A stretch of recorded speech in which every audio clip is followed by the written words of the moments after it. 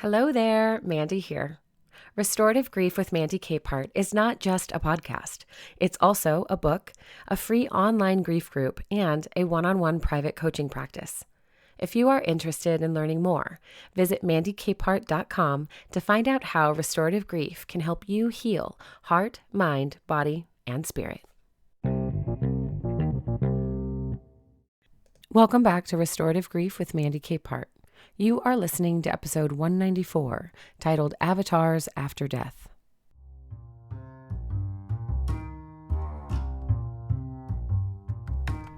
If you could preserve your loved one in a digital body, would you do it? This question sounds like something out of a sci-fi book or a Black Mirror episode, but it is increasingly present in real life. Today, companies offer subscriptions to AI programs that simulate your loved one's voice, tone, language, and personality after death. These services promise comfort, continuity, and even companionship, but at what cost?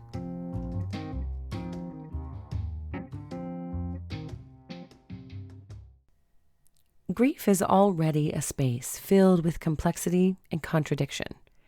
AI, with its immeasurable impact on everything from the environment to the arts, adds yet another layer of nuance. And while many of us are appropriately concerned about how AI is used to plagiarize or automate human creativity, the idea of a digital avatar of one of our loved ones after death remains strangely compelling. I guess it's time to revisit my last will and testament, because I certainly did not include instructions on managing my digital ghost. In the age of the internet, grieving has evolved. We now memorialize social media pages, scroll through digital memories, and revisit our texts and emails. These remnants bring comfort and ache in equal measure. But AI technologies go further, promising conversations with the dead by turning our loved ones' data, text messages, voice recordings, social media posts, into living simulations. One story that always sticks with me is that of Joshua Barbeau. In 2021, the San Francisco Chronicle shared how he used Project December, an AI chatbot, to simulate conversations with his late fiancée, Jessica. He uploaded her old messages and began talking with her again.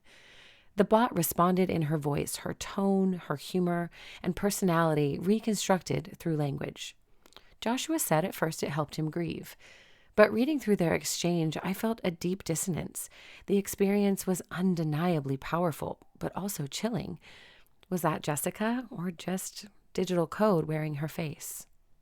As a grief educator, I understand the appeal. Truly, I do. When I miss my mom, I listen to her voicemails. When I grieve friends gone too soon, I write them letters and hope for a dream to bring them near. But all of this is rooted in memory.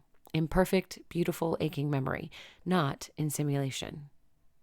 A grief bot doesn't just live in memory, it mimics. It fills the silence that grief demands we learn to live with. And to me, that feels dangerous. There's a difference between remembering someone and recreating them. And when we outsource our grieving process to a machine, we risk reducing our loved ones to a collection of data points. Their essence, their spontaneity, contradictions, humanness, is flattened, and in doing so, our own process of mourning is flattened as well. This also makes me think about Margaret McCullum, whose husband Oswald was the voice behind the iconic Mind the Gap announcement on the London Underground. After his death, she visited the station often just to hear his voice, and in 2012, the recording was abruptly replaced. It was eventually restored after some incredible employees found the original and put it back in that one station near her home. But her grief story reminds us that a real presence, even in something small, matters. Oswald had actually made that recording with his own voice. What we're offered now is artificial presence, something built to soothe but not to stretch us. If healing in grief means integrating loss into the landscape of our lives, then any attempt to simulate presence might interrupt that process. It might delay our acceptance of their absence, and it may give us a false sense of continued relationship without the messiness and authenticity real relationships require. Because let's be honest, if the bot only says what we want to hear, how is it really our person? My people were flawed, complex, sometimes irritating and contradictory, And that is part of why I loved them.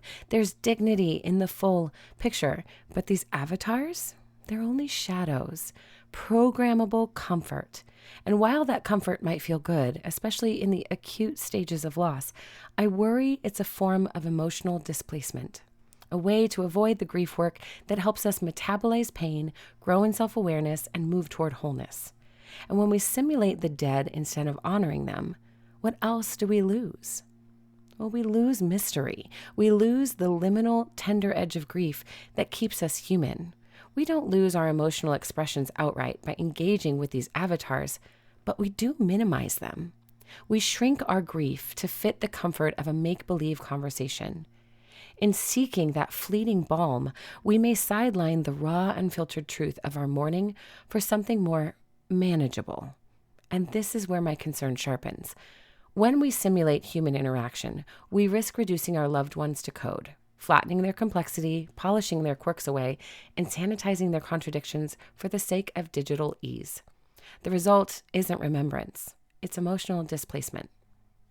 Author Aldous Huxley wrote in Island, "What one has to learn is how to remember and yet be free of the past, how to be there with the dead and yet still be here, on the spot, with the living."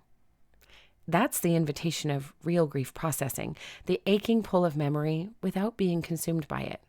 Grief bots risk tipping us toward fixation rather than freedom.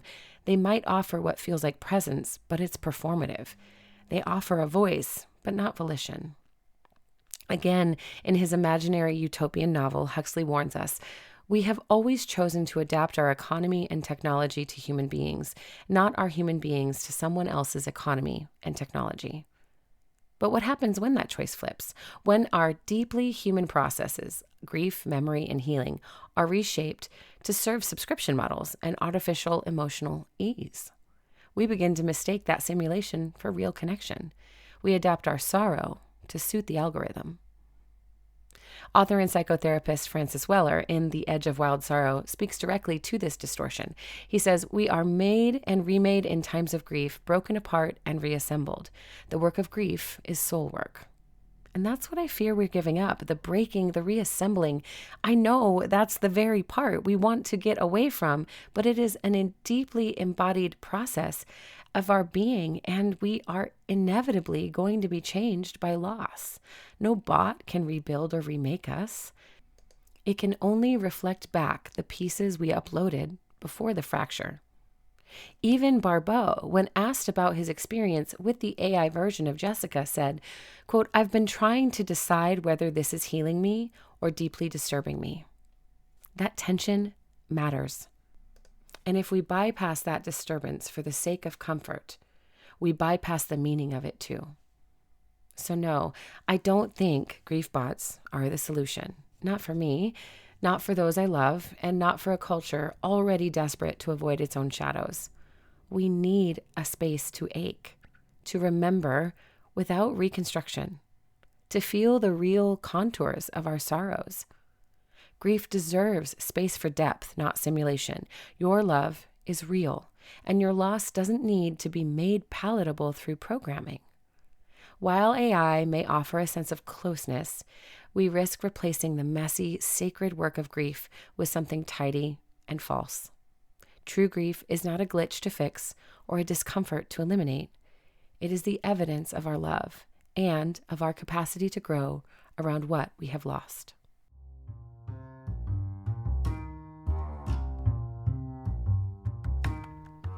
Thank you for listening to episode 194 of Restorative Grief.